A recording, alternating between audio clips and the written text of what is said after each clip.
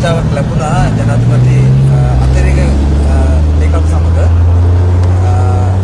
එතනදී අපිට ඇත්තටම අපේ ගැටලුව අපි සාකච්ඡා කරා.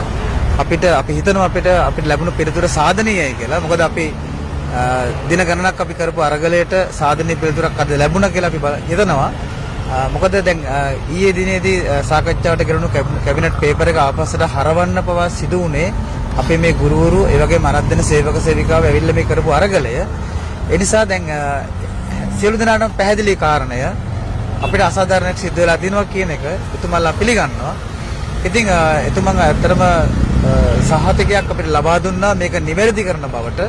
ඉතින් ඒක නිවැරදි කරන්න පුළුවන් වෙන්නේ කැබිනට් මණ්ඩලයකදී පමණයි කියන එක තමයි එතුමා සඳහන් කරේ. ඒ නිසා අපිට අද සතුටින් ගෙදර යන්න පුළුවන්. ඒ වගේම අපි ලබන සතියේ තියෙන කැබිනට් රැස්වීමේදී බලාපොරොත්තු වෙනවා මේ සම්බන්ධයෙන් එතුමාලා ගන්න තීන්දුව මොකක්ද කියන එක අපි බලාගෙන ඉන්නවා. ඒ වගේ මේ සඳහා ජනාධිපතිතුමා වෙනුවෙන් ඒ කාර්ය මණ්ඩලය අවශ්‍ය නිර්දේශ ලබා දීමට එතුමාලා කටයුතු කරන බවටත් අපි සඳහන් කරා.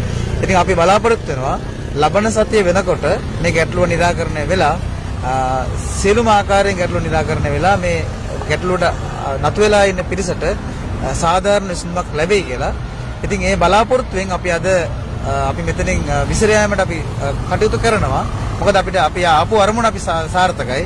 ඉතින් අපි නැවතත් අපි ලබන සතියේ බලාපොරොත්තු වෙනවා මේ ඊළඟ කැබිනට් තීරණයත් එක්ක මොකක්ද වෙන්නේ කියන එකට අවධානය යොමු කරන්න. මේකනේ ප්‍රධාන පාසල් වල ගුරුවරුන් විතරද? නෑ ප්‍රධාන පාසල් කියලා එකක් නෑ මෙතන.